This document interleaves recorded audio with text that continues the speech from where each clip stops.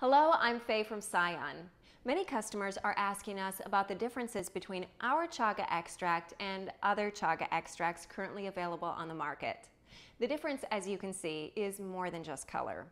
Our extract is made from Siberian chaga mushroom and was produced using a modern low-temperature water extraction process with subsequent freeze-drying process.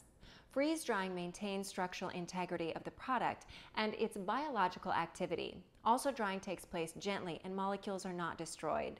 Chaga extract that has been prepared this way has a pleasant aroma and a pronounced taste. In addition, freeze-dried chaga extract can be stored over a long period of time without losing its beneficial properties. Most of the other manufacturers use heat drying techniques. It involves use of high temperatures, which will undoubtedly lead to partial damage of chaga's biological substances. Some other manufacturers also add other ingredients to the chaga extract, so it looks and smells different.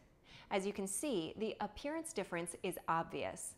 Low-quality extract is sticky, it's lighter in color, and it smells a little bit like mushrooms, whereas high-quality chaga extract smells fresh. If you have any questions, please email us at info@scionhealth.com.